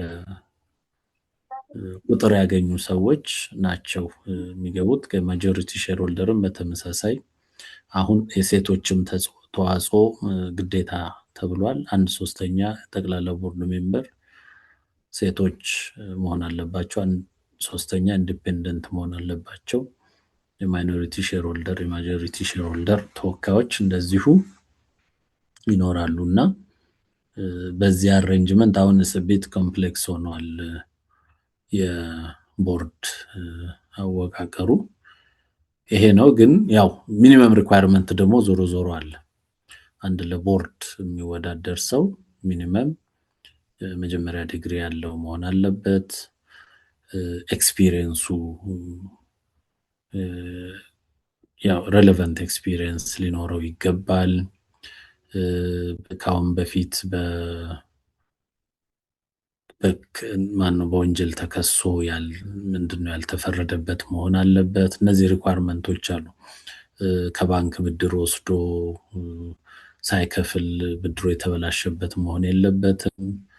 ኪሳራ የሚያስተዳድረው ኩባንያ ኪሳራ ዲክሌር ያደረገ መሆን የለበትም የሚሉ እነዚህ ነገሮች እንደ ሪኳርመንቶች አሉ። ያንን ሲያሟላም ጭምር ነው መመረጡ ብቻ ሳይሆን ያንን ሲያሟላ ነው ወደ ቦርድ የሚመጣውና እነዚህ ያለ በዚህ እንትን ውስጥ እንግዲህ ካለፉ ማንኛውም ሰው መሆን ይችላል። ምንም የሼር መጠኑ ማተር አያደርግም። ያው አሁን 1000 ብር መቼም የለም እንጂ 1000 ብርም ሼር ቢኖረው ሊመረጥ ይችላል። ስለዚህ እሱ ነው አካሄዱ የሚሆነው። ሌላው ለሼር ሆልደሮች ካፒታል ማርኬት ያው ማለት ያው በቃ ሼራቸው እዛ ላይ ሊስትድ ከሆነ በፈለጉ ጊዜ መሸጥ መግዛት እንዲችሉ እድል የሚፈጥርላቸው ነው። ቢኮዝ አሁን ወደፊት ድሮ ባንክ ሼር የሚገዛው በአብዛኛው ትርፉ ባንኩ ስንት ይከፍላል በአመት ምን ያህል ዲቪደንድ ይከፍላል ተብሎ እሱን ታሳቢ ተደርጎ ነው። አንድ ባንክ በአመት 30% የሚከፍል ከሆነ ሌላኛው ለምሳሌ 40% የሚከፍል ከሆነ ሰው 40% የሚከፍለው ጋር ሼር ዋጋም ጨምሮ ቢሆን ይገዛል። አሁን በካፒታል ማርኬት የሼር ዲቪደንድ ሳይሆን የሚታየው የሼሩ ፕራይስ ነው። አንድ ሼር አሁን ብዙዎቹ አሁን እንግዲህ ድሮ የሼር ዋጋ 1000 ብር አካባቢ ነው የብዙዎቹ ባንኮች ያው ፓርቫሉ የምንለው። አሁን ወደ ካፒታል ማርኬት ሲመዘገቡ ያው ቫሉዌሽን ተሰርቶ አንዳንዶቹ 2000 ብር፣ አንዳንዶቹ ከ2000 ከፍ ያለ፣ አንዳንዶቹም ትንሽ ከ2000 ዝቅ ያለ አካባቢ ነው አሁን ፕራይሳቸው ወጣው። ስለዚህ ሰው አሁን ሼር ሲገዛ ለምሳሌ በ1500 ሼር ካገኘ ነገ ከ1500 በላይ ፕራይሱ ይጨምር ይችላል ብሎ ካልኩሌት አድርጎ ነው። የሚቀንስ ከሆነ ሼር አይገዛም። ስለዚህ እኔ በ1500 ዛሬ 1 ሼር ባገኝ ዳውን ዘ ላይን ለምሳሌ ከወር ከሁለት ወር በኋላ 1700 1800 ይገባ ይችላል ብዬ ትሬንዱን ካሰብኩ ዛሬ በ1500 ገዛለሁ። 1800 ሲደርስ ከፈለኩ ሸጠዋለሁ። እና ልክ በቃ ቲፒካሊ ኮሞዲቲ አይነት አሬንጅመንት ነው። አንድ ሰው እቃ ገዝቶ ለትርፍ ገዝቶ የሚሸጥ ሰው መቼ ነው እቃውን የሚገዛው? ዋጋው አነስተኛ በሆነ ጊዜ እቃውን ይገዛል። ከዛ ትንሽ ጠብቆ ፕራይሱን አይቶ ፕራይሱ ከፍ ሲል መልሶ ይሸጣል። ግን ይሄ ሁሌ ያው ይሰራል ማለት አይደለም። አንዳንዴ ከገዛበት በታችም ዋጋው ሊወርድ ይችላልና እነዚህን ሁሉ ካልኩሌት ማድረግ ይፈልጋል። ስለዚህ ካፒታል ማርኬት ላይ ዲቪደንድ ብቻ ሳይሆን በፕራይስ ለውጦች ምክንያት ሰዎች ትርፍና ኪሳራ ስለሚያገኙ ያንን መሰረት አድርገው ነው ማነው ሼር ግዥና ሽያጭን የሚያከናውኑትና ሼር ሆልደሮች እንግዲህ ትልቁ አንዱ ጥቅማቸው ካፒታል ማርኬት መምጣቱ በፈለጉ ጊዜ ገበያው በሰጣቸው ዋጋ ሼራቸውን መሸጥ ይችላሉ። ገንዘብ ደግሞ እጃቸው ላይ ሲኖር እንደዚሁ እዛ ሼር ገበያ ውስጥ ገብተው ሼር ገዝተው አቆይተው እንደገና መልሰው መሸጥ ይችላሉ። ወይንም ኪፕ አድርገው ደግሞ ያው ትርፍ በዛ ሼር በየጊዜው የሚኖረውን ትርፍ ማግኘት ይችላሉና ይሄንን ነው የሚመስለው። እንግዲህ በደንብ አድሬስ አድርጌ ከሆነ ካልሆነም ደግሞ ድጋሚ አሪፍ ነው አድሬስ ያደረከው። ፍሬ 30 ደቂቃ ብቻ ስላለንና ብዙ ሰው መጠየቅ ስለሚፈልግ ጥያቄዎቹን ማጫጭር መልሱም ልክ እንደዛው ሰዓትህን ብዙ ሰው ለማስተናገድ እንዲቻል አድርገህ ፍሬም ካደረከው አስሬ ብዙ እሺ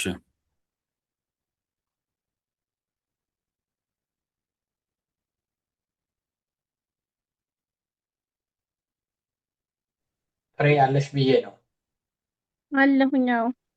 እሺ ይመስለኛል ሙሌ በደንብ ተመልሶልካል። የጠየቀው ጥያቄ ድረስ መጀመሪያ ተናገርና ከዛ ጸጋይ ደግሞ የሚቀጥለውን አስተያየት ትሰጣለህ፣ ወይም ደግሞ ጥያቄ ካለ ጥያቄ ታቀርባለህ። አጠራ አጠራ አድርጉት፣ ያለን ሰዓት አጠር ያለ ስለሆነ ማለት ነው። አመሰግናለሁ። ይሰማል? ይሰማል? ምን ነበር እንግዲህ ከዚህ በፊት አንድ በዚህ በፕሬዘንቴሽናችን ላይ አቶ ትእዛዙ አንድ ቆንጆ ገለጻ አድርጎልን ነበርና በዚህ በቅን መሪ በመፍጠሩ ሂደት ላይ ሊደርሽፕ ቻሌንጅ የሚደረግባቸው ሴክተር መስሪያ ቤቶች ወይም የተለያዩ ትንሽ ድምፁ ክላሪቲ የለውም፣ በደንብ መስማት አልቻልኩም።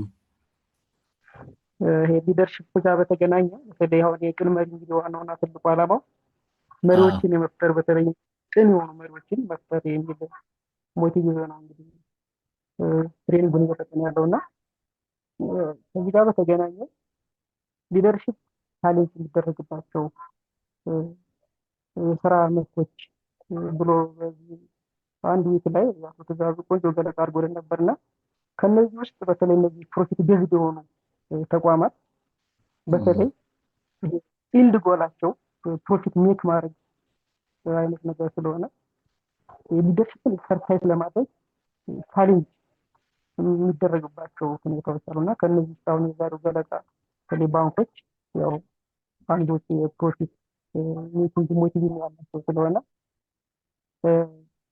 የትንፍጭ ውድቀትን አምጪ አይነት አሰራር በብዛት ባንኮች ላይ በተለይ አሁን ላይ አቶ አስራት ሴክተሩ ላይ ስላሉ በደንብ በቅርበት ያውቁታልና እንደው ከዚህ ጋር በተገናኘ ምን ጥያቄ ልመልስልኝ ነው? እሺ እንቀጥል። ሌላ ሜቢ መውሰድ። ኦኬ አመሰግናለሁ። ጸጋዬ ነኝ። አቶ አስራት እዚህ ቅን መሪ አካዳሚ ጨረሰ?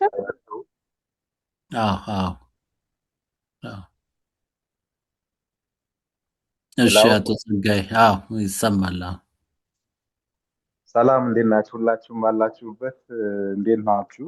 አቶ አስራት እዚህ ቅን መሪ አካዳሚ ላይ ቀርበው ይህንን የመሰለ ትሬኒንግ በመስጠቱ ላመሰግነው እወዳለሁ። የመጀመሪያ ጥያቄ ላይ የተወሰነ አድሬስ የተደረገ ነገር አለው። ከዚህ አብዛኛው ማህበረሰብ ቆጣቢነትና ከብቻ ግለሰቦች ተጠቃሚነት ጋር ተያይዞ ብድር ተጠቃሚነት ጋር ተያይዞ የአብዛኛው ማህበረሰብ ስቲል እንደ ብሌም የሚያነሳው ባንኮችን ምንድነው ባንኮች አብዛኛውን ማህበረሰብ አሁን ዛሬ ላይ ላለበት ድህነት እጅግ ከፍተኛውን ኮንትሪቢሽን እና ተጠያቂነት የሚወስዱ ባንኮች ናቸው የሚል ነገር አለ። አብዛኛው ድህነት ከባንክ ጋር የተያያዘ ነው። ምክንያቱም እንትናችን እንኳን ኢቭን ኢንካሽ እንኳን እዘን እንዳንንቀሳቀስ ኤቭሪባዲ አካውንት እንዲከፍት ተደርጎ ሳይወድ እንዲቆጥብ ተደርጎ ወይራስ አፕሮፕሪየት የሆነ ወለድ ሳይከፈል ለነዚህ አቅም ላላቸው ሰዎች ብድር በመስጠት አብዛኛው ማህበረሰብ ወጣትን ጨምሮ ድህነት ውስጥ እያስገቡ ያሉ ተቋማት ቢኖሩ ባንኮች ናቸው የሚል ነገር ስላለ የተወሰነ ሬስ አድርገውታል። እሱን በደንብ ሪሊ በሚባለው ልክ ነው ወደ ድህነት እያስገባን ያለ የባንክ ሲስተሙ ነው ወይስ ሌላ ነገር አለ የሚለውም በደንብ እንደው ማብራራት ከቻሉ ብዬ ነው። እዚያው ጋር ተያይዞ ላነሳ የምፈልገው ጥያቄ ምንድን ነው፣ ባንኮች አሁንም እናነሳለን ብድር የሚሰጡት የብድር የመመለስ አቅሙ በደንብ ተፈትሾ እርግጠኛ ለሆኑት ግለሰብና ተቋም ነው። ከዛ ውጭ አሁን ለወጣቱ ኮላተራል ማስያዝ ለማይችል የመስራት ፖቴንሻል አለው፣ ነገር ግን መነሻ ካፒታል ለተቸገረ አብዛኛው ወጣት ኢትዮጵያውያን የብድር አክሰስ የለም እናውቀው ስለሆነ ማለት ነው። ኢቭን ተደራጅተው እንኳን ስራ መስራት ቢፈልጉ ወጣቶች አሁን እንደምናየው የስራ አጥ ቁጥር በጣም የተስፋፋበት ሀገር ውስጥ ያለ ነው። ወጣቶች ተደራጅተው ስራ መስራት ቢፈልጉ ያለ ኮላተራል ብድር ማግኘት ስለማይችሉ ምንም ስራ ይሰሩ የሚበተኑበት አጋጣሚ ነው ያለው እና ያለ ኮላተራል ብድር የሚሰጥበት አግባብ አለ ወይ? አሁን በእኛ ሀገር የባንክ አሰራር ውስጥ የምናያቸው ነገሮች አሉ። የሆነ ኤሪያ ላይ የሆነ ባንኮች ይሰጣሉ፣ ወይራስ የሆነ አካባቢ ደግሞ አይሰጡም። እንደዚህ አይነት አሰራሮች አሉና ወጥ የሆነ ኮላተራል ፍሪ የሆነ የብድር አሰጣጥ ሲስተም የለም ወይ? ስፔሻሊ ለወጣት ስራ ፈጣሪ ባለሙያዎች የሚል ጥያቄ ነው ያለኝ። ቴንክ ዩ ሶ ማች።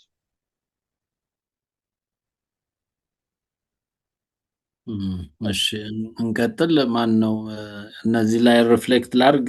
ፍሬ አንድ ጥያቄ እስኪ አጭር። እሺ እሺ አመሰግናለሁ። ጌታቸው ነኝ። ጥሩ ነው ስለ ባንክ ዝርዝር የተሰጠው ሀሳብ አቶ አስራት የሰጡት፣ እግዚአብሔር ይስጥልን፣ እናመሰግናለን።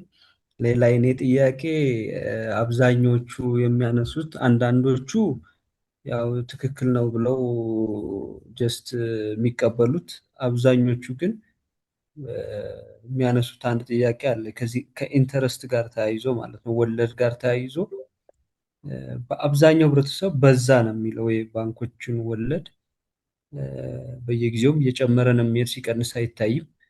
እሱ ምን ምን መሰረት አድርጎ ነው ወለድ ሴት የሚደረገው፣ ወለድ ዲተርማይን የሚደረገው?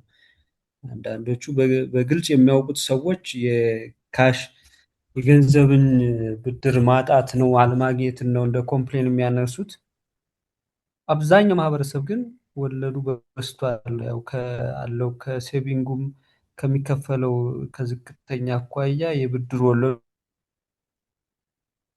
በዝቷል እና ግንዛቤ በደንብ እንድናገኝ እኛም ምንድን መሰረትን አድርጎ ምን ምን ኮስቶችን ምን ምን ወጪዎችን መሰረት ያደረገ ነው ወለድ ዲተርማይን ሴት የሚደረገው በባንኮች የሚለው እንደው ግልጽ የሆነ ማብራሪያ ቢሰጥ የሚል ሀሳብ ስላለኝ ነው። እግዚአብሔር ይስጥልኝ። እሺ አመሰግናለሁ። ኩዊክሊ ልሄድባቸው የተነሱትን ጥያቄው ሜቢ ከአቶ ጌታቸው ልጀምር ከመጨረሻው። ጥያቄ ነበረኝ፣ አንድ ጥያቄ ነበረኝ። እሺ እነዚህን አድሬስ ላርግና ከዛ ልመለስ ይሻላል። ምናልባት አብረው የሚሄዱ ነው ብዬ ነው። እሺ እሺ። ቀሲስ ኃይሌ ወይም መላከ ገነት ኃይሌ ይባላለሁ። በዚሁ አጋጣሚ እኔ እንትኑ ጥያቄው ለእኔ በጣም ወሳኝ ስለሆነ ነው። ባንክ ኢንዱስትሪ ውስጥ ነው የምሰራው። እንደገናም ደግሞ ቤተክርስቲያን አካባቢ የቤተክርስቲያን አስተዳዳሪ ነኝ እና በጣም አመሰግናለሁ። ዛሬ እንደ እድል ቤተክርስቲያን አገልግሎት ቆይቼ ስመጣ ዘግቼ ስለገባሁ ነው። አንዱ ጥያቄ ከባንኮች ሀብት የሚያገኙት እስካሁን ድረስ ያው በዲፖዚት መልክ ነው። ዲፖዚት ሞቢላይዝ አድርገው አበድረው በዚህ በተበደሩትና ወይም ደግሞ ባስቀመጡትና በሚሰጡት መካከል ባለው ማርጅን ነው። አሁን ካፒታል ማርኬቱ ሌላ ሪሶርስ ሊያመጣ ይችላል ወይ? ለባንኮች ከዚህ ከዲፖዚት ውጪ የሆነ ሀብት የሚያገኙበት መንገድ ይፈጥራል ወይ የሚል አንድ ጥያቄ አለኝ። ሁለተኛው ቅድም አንድ ወንድሜ እያነሳው ነበረ፣ አይዲያ ፋይናንሲንግ እንደተባለው እስካሁን ያሉት ነገሮች ኮላተራል አላቸው። አንዳንድ ትንሽ ፕሮጀክቶች በፕሮጀክት መልክ የሚመጡ አሉ ያለ ኮላተራል የሚሰጡ። ግን አይዲያው ተወስዶ አዋጭነቱ የሀሳቡ አዋጭነት ተመዝኖ ብድር የሚሰጥበት ሁኔታ አሁን በባንክ ኢንዱስትሪ አለ ወይ የሚል ነው ሁለተኛው ጥያቄ። ሶስተኛው ጥያቄ የውጭ ባንኮች ከመግባት ጋር ተያይዘው ሀገር ውስጥ አሁን ባሉበት ሁኔታ የሀገር ውስጥ ባንኮች ቢገባ ምን ሊሆን ይችላል? ለመቀበል ወይም ደግሞ ከውጭ ባንኩ ጋራ ኮምፒት ለማድረግ ዝግጅቱ አላቸው ወይ የሚል ጥያቄ ነው ያለኝ። አመሰግናለሁኝ። እሺ አመሰግናለሁ። ቶሎ ቶሎ ሊሂድበት ከሰዓት አንጻር ሜቢ ከመጨረሻዎቹ ጥያቄዎቹ ልነሳ። የውጭ ባንኮችን ቅድም ኤክስፕሌን ለማድረግ መግቢያ ላይ ያው ቀሲስ ዘግይተው ስለገቡ ነው ኤክስፕሌን ለማድረግ ሞክሬ ነበረ። ያው የውጭ ባንኮች እንግዲህ የተወሰኑ ሪጅናል ባንኮች ለመግባት ያው ዳርዳር እያሉ ነው። የተለያዩ ሙከራዎች እንዳሉ እየሰማን ነው። እንግዲህ መቼ እንደሚገቡ እርግጠኞች ባንሆንም ያው እንግዲህ ምንድነው የነሱ መግባት ኮምፒቲሽኑን ሞር ያው ያጠነክረዋል የሚል እይታ ነው ያለው እና ያ ኮምፒቲሽን እንግዲህ ሲጠነክር ጠንካራ ያልሆኑ ባንኮች ሜቢ ያው ከኮምፒቲሽኑ ውጪ የመሆን እድል ይኖራቸዋል ኦብቪየስሊ ቢኮዝ ጥንካሬ በምንድነው በፋይናንስ አቅማቸው በአሰራር ስርዓታቸው በተለይ የውጮቹ የተሻለ በተለይ አሰራር ስርዓት ይዘው ነው የሚመጡት ተብሎ ይታሰባል። በተለይ ቴክኖሎጂን ሌቨሬጅ ያደርጋሉ። ስለዚህ በዛ ወጫቸውን ሲግኒፊካንትሊ መቀነስ ይችላሉ። በትንሽ የሰው ኃይልና ስፔስ የተሻለ ስራ ሊሰሩ የሚችሉበት እድል ሊኖር ስለሚችል አሁን እኛ ብዙዎቹ እንግዲህ ብዙ ስቲል ብዙ ነገር ያው ለውጦች አሉን እኛ ሴክተር ያው ቴክኖሎጂ እኛም የገዛን የተጠቀምን ያለ ነው። ግን ብዙ ስራዎቻችን ስቲል ደግሞ የሰው ኃይል ላይ በጣም ኢንቴንሲቭ ነው። በፊዚካል አውትሌት ላይ ዲፔንድ ያደረገ ነው። አንዳንድ ባንኮች እስከ 1000 ድረስ ቅርንጫፎችን ይዘው እየሰሩ ነው። ያው ኦቨርሄድ ኮስት በጣም ከፍተኛ ነው። ስለዚህ ይሄ ከውድድር ሊያስወጣቸው የሚችልበት እድል ይኖራልና ስለዚህ ባንኮቹ ያው ይሄንን ታሳቢ አድርገው ራሳቸውን ማዘጋጀት ይኖርባቸዋል ውድድሩን ኮፕ ለማድረግ ያላደረጉት ኦብቪየስሊ እንግዲህ ከማርኬት ይወጣሉ ማለት ነው። እንግዲህ አኳየር ሊደረጉ ይችላሉ በሌሎች አሁን ሎካል ባንኮች ራሱ ሎካል ባንኮችን አኳየር ሊያደርጉ ይችላሉ። አሁን ወደፊት አንዱ ሊመጣ የሚችል ነገር እሱ ነው የሚሆነው። የሴንትራል ባንክን ካፒታል ሪኳየርመንት ያላሟሉ ባንኮች ስቲል አሉ። እዛም በተጨማሪ ደግሞ ውድድሩንም ማሸነፍ ካልቻሉ እነዚህ ባንኮች ያው ቻሌንጅ ሊሆኑ ይችላሉ። ያው እንግዲህ አሁን ባለው ሁኔታ ለዛ ለመዘጋጀት ብዙዎቹ ባንኮች የተለያየ ጥረት እያደረጉ ነው ያሉት አሰራራቸውን ለማዘመን ካፒታላቸውን ለማሳደግ ኮስታቸውን ማኔጅ ለማድረግ እነዚህን ሁሉ ስራዎች እየሰሩ ነው ያሉት። እንግዲህ አክቹአሊ ኮምፒቲሽኑ ባንኮቹ መጥተው ኮምፒቲሽኑን እንትን ሲያደርግ ያው የምናየው ነው የሚሆነው። ግን እነዚህ ቻሌንጆች ይኖራሉ ብለን ነው የምናስበው። ሌላው ካፒታል ማርኬትን በሚመለከት አንዱ ኦልተርኔቲቭ ካፒታል አሁን ሬዝ የሚደረግበት ዋንስ ባንኮቹ ሊስትድ ከሆኑ ካፒታል ማርኬት ነው የሚሆነው። ለባንኮች ብቻ ሳይሆን ለሌሎችም ንግድ ተቋማት ዝም ብሎ ሼር ሆልደር አሰባስበው ካፒታል ሬዝ ማድረግ ከባንክ ብድር ከመውሰድ እንደ ኦልተርኔቲቭ ካፒታል ማርኬት ላይ ሄደው ካፒታል ሬዝ የማድረግ እድልን ይፈጥራልና ይሄ ለባንኮችም ለሌሎች ተቋማቶችም ኦልተርኔቲቭ የፋይናንስ ምንጭ ነው የሚሆነውና እንዳሉት እንደዛ ነው የሚሆነው። ሌላው አይ ቲንክ መጀመሪያ ቀሲስ የጠየቁት ጥያቄን ሚስ አደረኩት መሰለኝ። የአይዲያ ፋይናንሲንግ ነው። ሌላው አይዲያ ፋይናንሲንግ ላይ በሚመለከት ኦነስትሊ ያው ባንኮች በፖሊሲዎቻቸው ፕሮሲጀራቸው ላይ አለ ብዙዎቹ ባንኮች ላይ አለ። ፕራክቲካሊ ግን ብዙ የተሄደበት አይደለም። ያው ትልቁ ቻሌንጅ ምንድነው እዚህ ሀገር አይዲያው በትክክል መሬት ባይወርድ የሚኖረውን ሪስክ ባንኮች አብዞርቭ ለማድረግ ሬዲ አይደሉም።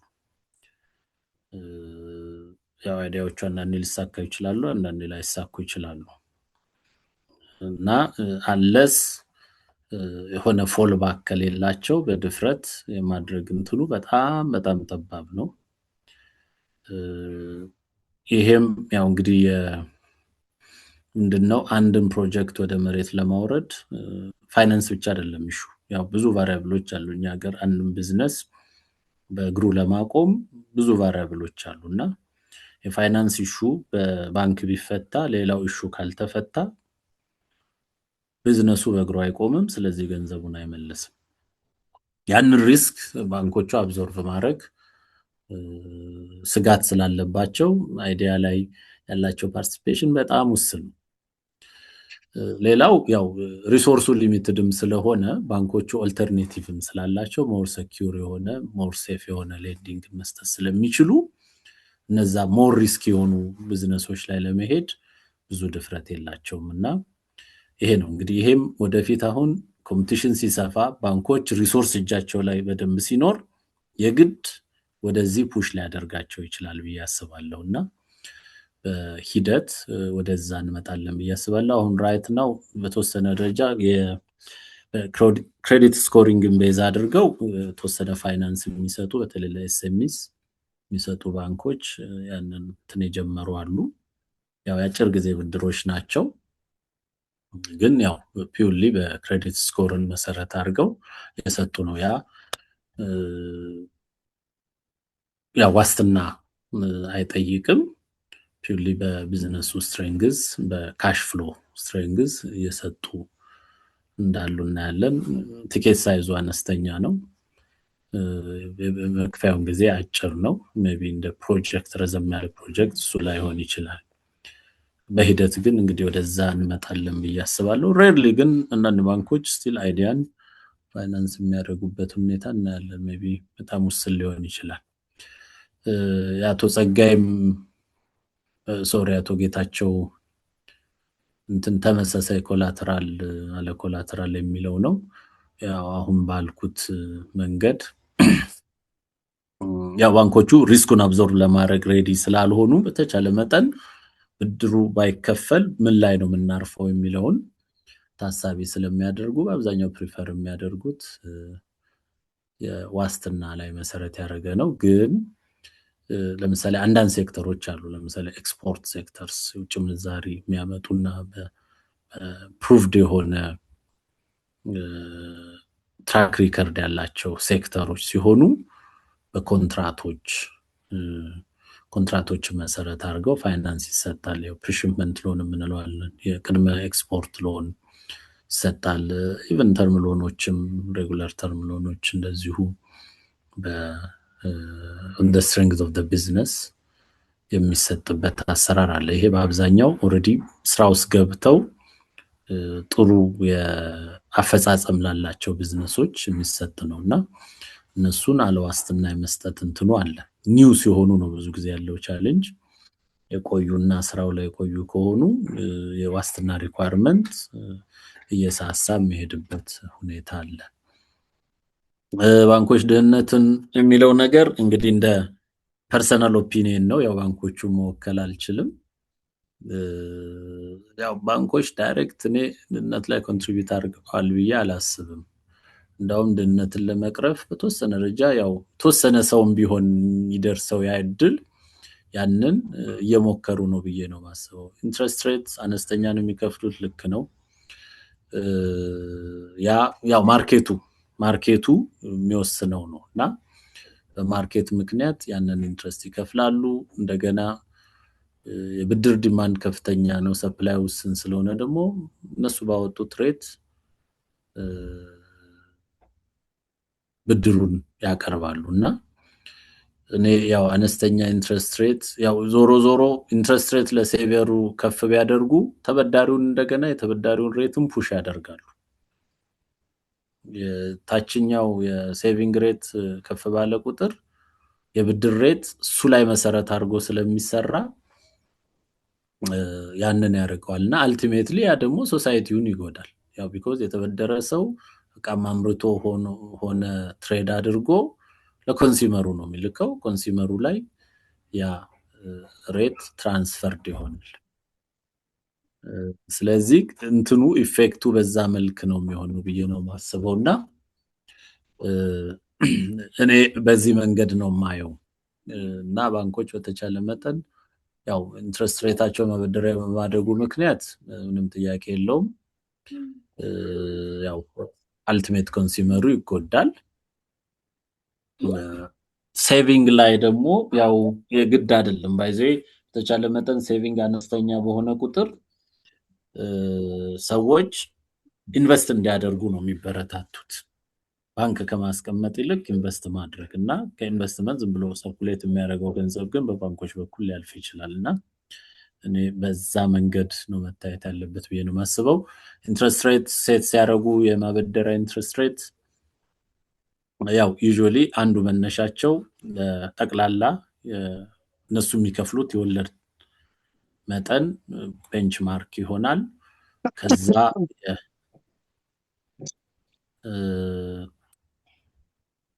ከዛ የሪስክ ፕሪሚየም የምንለው አለ ማለት በየሴክተሩ ወይም በሚያበድሩት ብድር አይነት የሪስክ ፕሪሚየም ሴት ያደርጋሉ። ሌላ ከዋስትና ጋር ይገናኛል። ዋስትና ታይፕ የኢንትረስት ሬቱን ኢምፓክት ያደርጋል። ለምሳሌ በቢልዲንግ በቤት ለሚሰጥ ብድር ቢልዲንግ ሞር ሴኪዩር ነው ተብሎ ስለሚታሰብ አነስተኛ ኢንትረስት ሬት ሊኖረው ይችላል። በመኪና ሲሰጥ ደግሞ ትንሽ ኢንትረስት ሬቱ ከፍ ሊል ይችላል። አልዋስትና ደግሞ ቅድም እንዳልኩት አንዳንድ ቢዝነሶች አልዋስትና ወይንም በአነስተኛ ዋስትና ሲሰጥ እንደዚሁ ወለዱ ከፍ ይላል። ሌላው ደግሞ ባንኮቹ ኤክስፔክት የሚያደርጉት ማርጅን ነው። ሌላው የብድሮቹ ዘመን ነው። ስለዚህ እነዚህ የባንኮች ለተቀማጭ የሚከፍሉበት ወለድ የዋስትና ታይፑና ከቨሬጁ የሪስክ ፕሪሚየማቸው እንደገና ከዚህ ቢዝነስ የሚጠብቁት ማርጅን እነዚህ ካልኩሌት ተደርገው የኢንትረስት ሬት ሌንዲንግ ኢንትረስት ሬት እና ማርኬቱ ሌላው ደግሞ አጠቃላይ ማርኬቱ ኮምፒቲተሮች ምን ያህል ነው ቻርጅ የሚያደርጉት የሚለው እነዚህ በሙሉ ኢኩዌሽን ውስጥ ገብተው ኢንትረስት ሬት ሴት ይደረጋል የሚል ነው። እንግዲህ አይ ቲንክ የመጀመሪያውን ጥያቄ ሚስ አደረኩ ይመስለኝ ድጋሚ ወይ ሪማይንድ ካደረጉኝ አብዛኞቹ ጥያቄዎች እነዚህ ይመስሉኛል የተነሱት።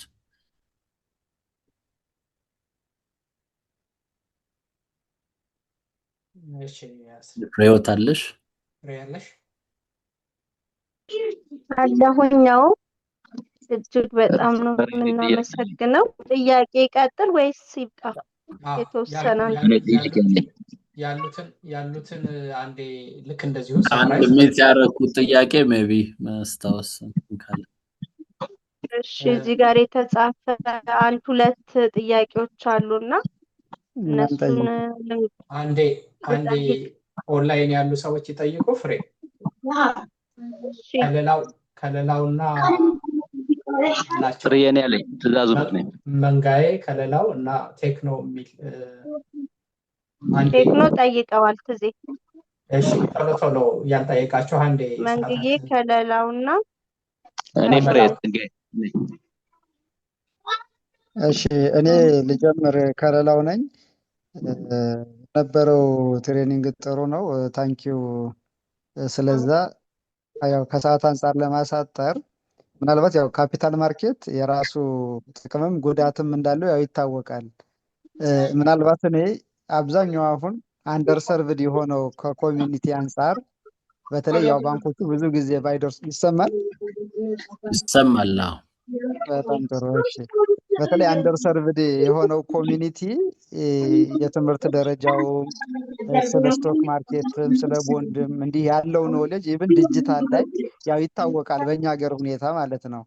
ስለዚህ ከፋይናንሻል ኢንክሉሲቭነስ አንፃር ይህ እንዴት ሊፈታ ይችላል? ማለት እንደ ህግ ምን የታሰበበት ነገር አለ? አይደለም ይሄ አንደርሰርቭድ የሆነው ኮሚኒቲ ቀርቶ የከተማው እንኳን ይሄ የተማረ ነው የሚባለው አካል እንኳን በተገቢው በደንብ እየተጠቀመበት ነው የሚለው አንደር ኩዌሽን ማርክ ነው የሚሆነው። ይሄ የመጀመሪያው ጥያቄ ነው። ሁለተኛ አሁን በተለይ ካፒታል ማርኬት በመጀመሩ እና የፎሬን ባንኮች በፈቀዱ ለሀገሪቱ ይዞ የሚመጣው አድቫንቴጅ አለ፣ የራሱ ደግሞ ዲስአድቫንቴጅም አለ። ከዛ አንጻር አሁን ያለው ባንክ ይሁን ማይክሮ ፋይናንስ እንደው ምናልባት ኮምፒት አድርጎ ወደ ተሻለ እንትን ትራንስፎርም ለማድረግ ምን አይነት ስትራቴጂክ የሆነ ሊደርሽፕ መጠቀም አለበት? አሁን ኤግዚስቲንግ ያለው ኢትዮጵያ ውስጥ በሙሉ ማለት ነው። ማለት የሰርቪስ አሰጣጡም ኦልሞስት ቅድም እየተነሳ ስለነበረ ክሬዲት ፓርትም አካባቢ ያው ተበዳሪው መጥቶ ነው ባንኮችን የሚጠይቀው፣ ያው ሊያውም በስንት ልመና ብዙ ጊዜ እኛ ሀገር የተለመደው ማለት ነው። ግን የሌሎቹ ሀገሮች ሪቨርስ ስትሩ ነው። ስለዚህ ይሄንን ለመሻገር ሌሎቹ ከመጡ ደግሞ ታችኛው ኮሚኒቲ ድረስ ሊደርሱ ይችላሉ። ምናልባት እንደዚህ የተዘረጋ ነገር ካለ ባጭሩ ምን አይነት ስትራቴጂክ ሊደርሽፕ ያስፈልጋል አሁን ያለው ባንክም ሆነ ማይክሮ ፋይናንስ ወደዛ ለማለት የሚለውን እንትን ማለት ፈልጌ ነው። ታንኪዩ። እሺ፣ አመሰግናለሁ። መስሬ እዚህ ላይ ሪፍሌክት እናድርግ። በመካከል ቅድም የረሳኸው ጥያቄ ሊደርሽፕ ላይ አዎ ልክ ነው። ሊደርሽፕ ነው ቅንነት ይጎላቸዋል ነው በአጭሩ። በተለይ ፕሮፊት ሞቲቭ በሆኑ ቁጥር ያው ቅድም ያነሳናቸው ማህበረሰቡ ተጎድቷል ከሚለውም ጋር አብሮ ሊሄድ ይችላል። አይ ቲንክ አድሬስ አድርገዋል በተወሰነ መልኩ ሪፍሌክት ካደረክበት ነው። ግን ከሱ በፊት አንዴ ሌሎችን ጥያቄዎች አጠራጠር አድርጓቸው ፍሬ ሌላ ሰው አንዴ ይግባና። እሺ አመሰግናለሁ። እንዴት አመሻችሁ? እግዚአብሔር ይመስገን። መኮንን እባላለሁ። ሰቆጣ ነው። ያው ጤና ባለሙያ ነኝ። ምናልባት በዚህ ዘርፍ ያሉ ጥያቄዎች ለማቅረብ እሞክራለሁ። አንደኛ አሁን ከባንኮች አክሲዮን አንሸጥም እና ካፒታል ማርኬት እያስመዘገበ ነው፣ ስንጨርስ ትገዛላችሁ የሚል ነገር አለ እና አካውንት ለመክፈት ደግሞ በብሮከር አካውንት አዲስ አበባ ውስጥ ሳይቶች ናቸው ያሉት። ሪሞትሊ ደግሞ ነዋይ አፕሊኬሽን አለ፣ በዛ መክፈት ትችላላችሁ የሚል ኢንፎርም አድርገው ነበር እና አንደኛው ጥያቄ ብሮከር አካውንት ልዩነት አላቸው ወይ? አሁን የአዋሽ ባንክ ብሮከር አካውንት እና የሲቢኢ ብሮከር አካውንት ሌሎችም ሊሆኑ ይችላሉ፣ ልዩነት አላቸው ወይ? ሁለተኛ ደግሞ በነዋይ አፕሊኬት አፕላይ ካደረግን በጣም ይዘገያል። ኦልሞስት አሁን 1 ወር አለፈው እኔ አፕላይ ካደረግኩኝ። በመሀል ደውዬ ቼክ ለማድረግ ሞክሬ ነበረ። ኦቲፒ ከፋይዳ ጋር ቬሪፋይ ተቀብለውኛል፣ ግን ስቲል ነው አካውንት አልከፈቱልኝም እና ምን ያህል ኢፌክቲቭ ነው የሚል ጥያቄ ያለኝ።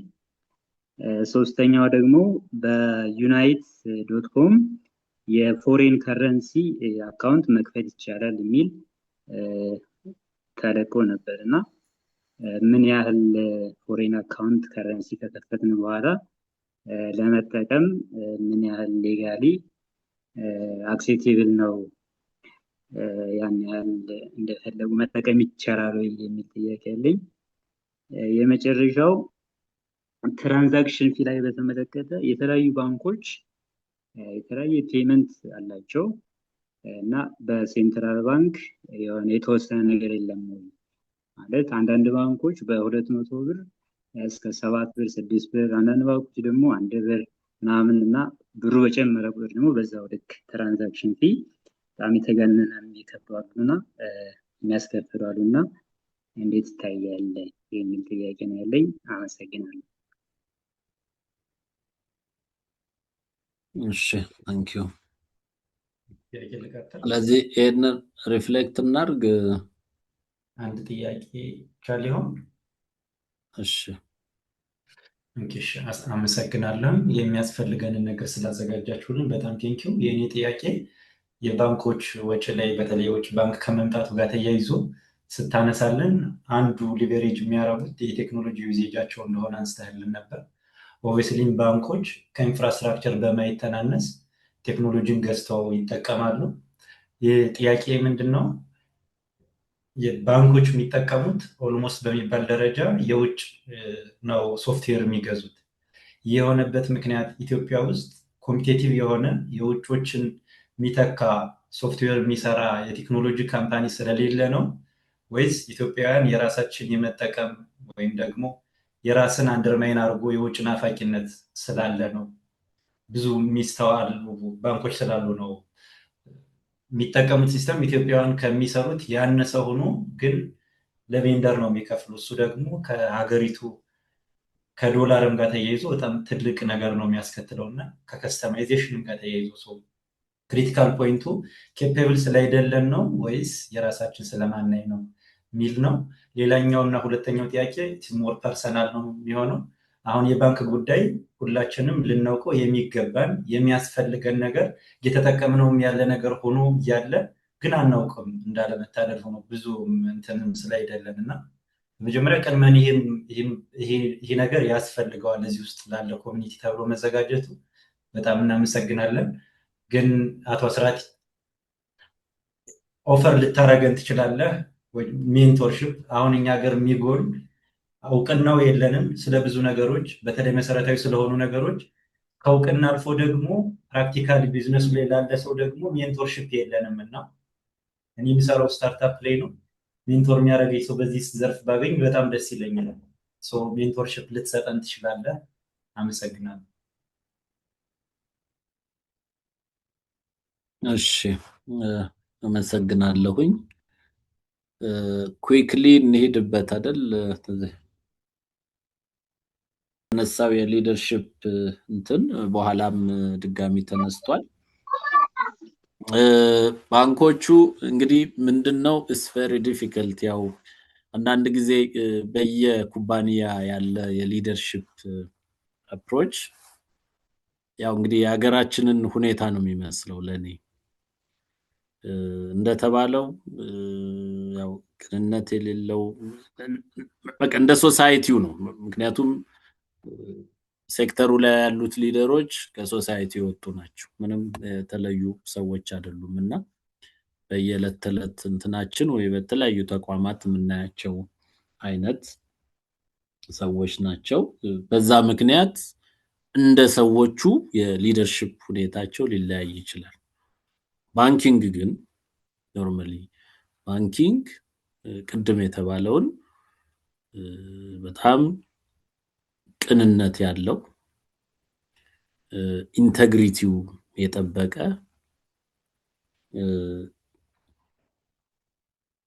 ከዛ ባሻገር የሰርቪስ ሜንታሊቲ ያለው የሊደርሺፕ ኳሊቲን ይፈልጋል። ሪል ኢን ተርምስ ኦፍ ሪል ባንኪንግን ስናወራ ግን ሰዎች ያው በዛ ደረጃ ሆነው ላይገኙ ይችላሉ። ሁሉም ደግሞ አይደሉም። አብዛኛዎቹ ጥሩ ሪሊ ሴክተሩ የሚፈልገውን የሊደርሺፕ ኳሊቲ ያላቸው ሰዎች በየደረጃው እናገኛለን። ያው ሊደሮቹ እንግዲህ ከአናት ጀምሮ በየደረጃው እንግዲህ ትንሿንም የስራ ክፍል የሚመሩትንም ጭምር ያጠቃልላል እና ኦፍ ኮርስ እንደ ሀገራችን ሁኔታ ጉራማይሌ ነው። ያው የሆነበት ምክንያት ያው እንግዲህ ፎከስ ኤሪያቸው እንደተባለው እነሱ የሚጠብቁት ያው ለፕሮፊት ሞቲቭ ወይንም ለስፔሲፊክ ስቴክሆልደር ኢንትረስት ስለሚሰሩ በዛ ምክንያት አንዳንዴ እንትናቸው ሙሉ ለሙሉ ወደዛ ካሪር ሊሆን ይችላል። ግን ሴክተሩ ግን የሚፈልገው በተለየ ሁኔታ በዚህ ባንኪንግ ልክ እንደ ሆስፒታሊቲ ኢንዱስትሪ በጣም ሰርቪስ ኦሪየንቴሽንን ሰውን ማድረግ ማነው ለማገዝ መሞከር ኢምፓቲ ይፈልጋል። ከንም በላይ ኢንተግሪቲ ይፈልጋል። ቢኮዝ ባንከር ልክ እንደ ሐኪም ነው።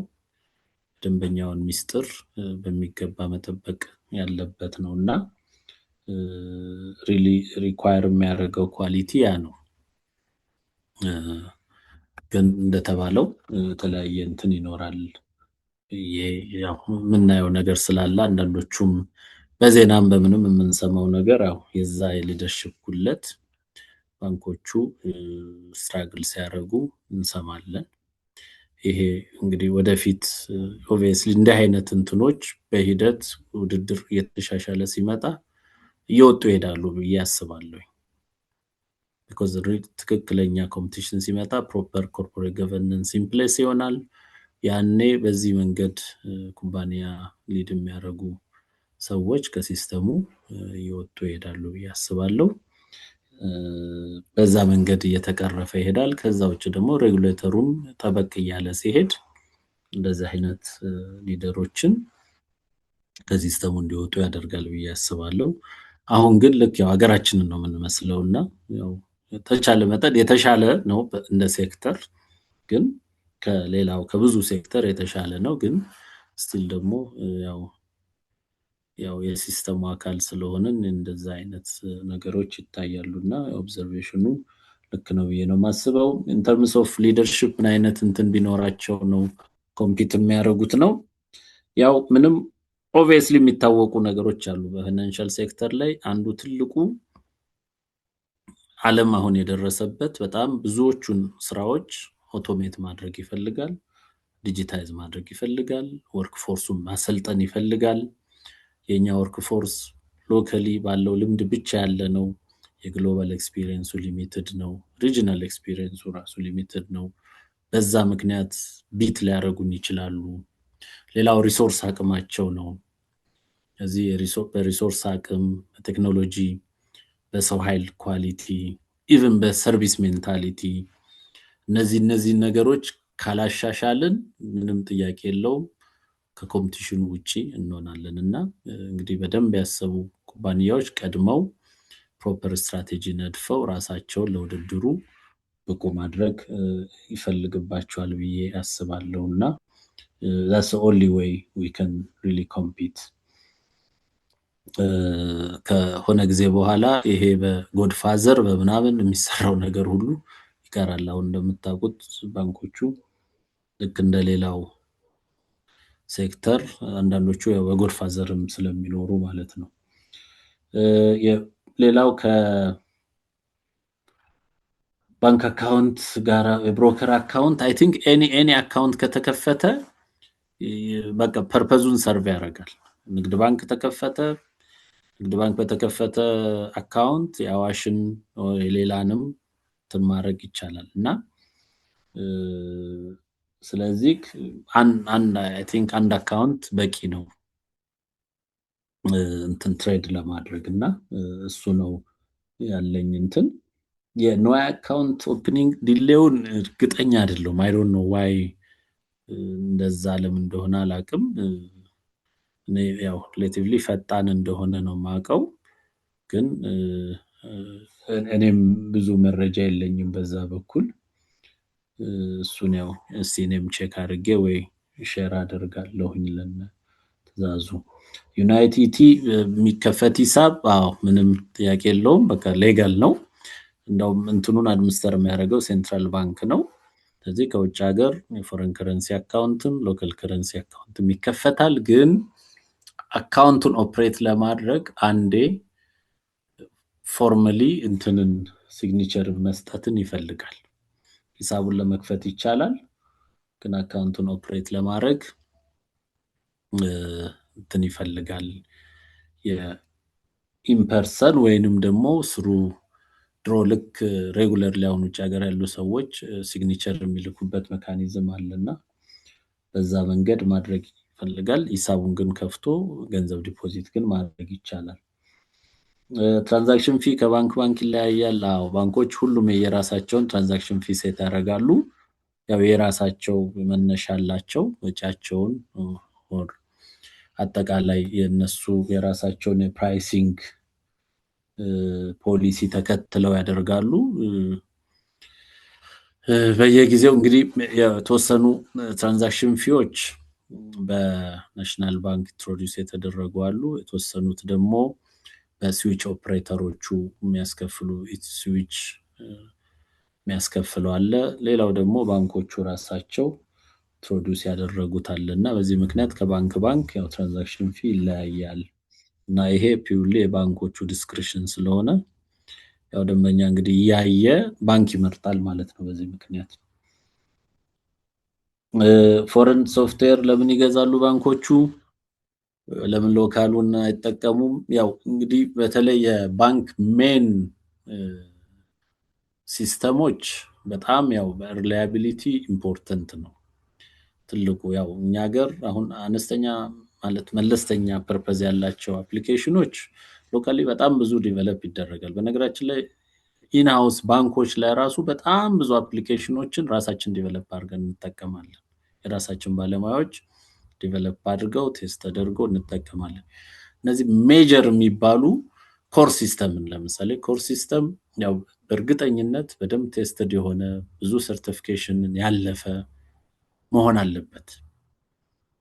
ያ ካልሆነ ያው የጠቃላይ የፋይናንሻል ሪከርድን የሚያዝበት ስለሆነ አደጋው ከፍተኛ ነውና ግን ያንን በዛ ደረጃ ያለ ሎካሊም የተሰራ ዲቨሎፕ የተደረገ ሶፍትዌር ከሆነ ግን ባንኮቹ ኢሹ የለባቸውም። እንደውም እንደተባለው የውጭ ምንዛሪ እንትናችንን እንቀንሳለን፣ ሎካል እውቀትን በጣም ሰፖርት እናደርጋለን። ምንም እዛ ላይ የተለየ ነገር የለም። ግን ምንድነው እነዚህ በተለይ ኮር ሲስተሞች በጣም ሪላያብል መሆን አለባቸው። አብዛኞቹ አሁን እዚህ ሀገር አይ ቲንክ ሜንሊ 2 ኮር ባንኪንግ ሲስተሞች ናቸው ስራ ላይ ያሉት፣ ቴምኖስ የሚባለው እና የኦራክል ናቸው። እኔ አሁን እሱን ራሱ ሪፕሌስ ማድረግ የሚያስችል የሎካል ሶፍትዌሮች ቢመጡ ብዙዎቹ ባንኮች ያንን መጠቀም ይችላሉ ብዬ አስባለሁ። ግን በጣም ተስፋ አለ። በቅርቡ የዛሬ ወር ምናምን አካባቢ አርቲፊሻል ኢንተለጀንስን እንደዚህ ቪዚት አድርገን ነበርና እዛ ያየናቸው ነገሮች በጣም ተስፋ የሚሰጡ ወደፊት እንደውም በኮንፊደንስ እዛ ያሉ ኃላፊዎች የነገሩን ኮር ባንኪንግን የኮር ባንኪንግ ሶፍትዌሮችን ሀገር ውስጥ እንሰራለን እና ያንን የመስራት አቅም ያላቸው ልጆች አሉን የሚል ኮንፊደንስ አይተናልና ሜቢ ወደፊት የራሳችንም ሶሉሽኖችን እንደዚህ ዲቨሎፕ አድርገን እንጠቀማለን ብዬ አስባለሁ። ትልቁ ነገር የሪላያቢሊቲ እና በደንብ ቴስትድ የመሆን ጉዳይ ነው እንጂ ባንኮቹ የውጩን በማምለክ አይደለም። ውጭ ሀገርም እኮ ሰም ኤሪያስ የራሳችን ልጆች ናቸው የሚሰሩት የተሻለ ኢንፍራስትራክቸር እና እንትን ስላለ ስለዚህ በዛ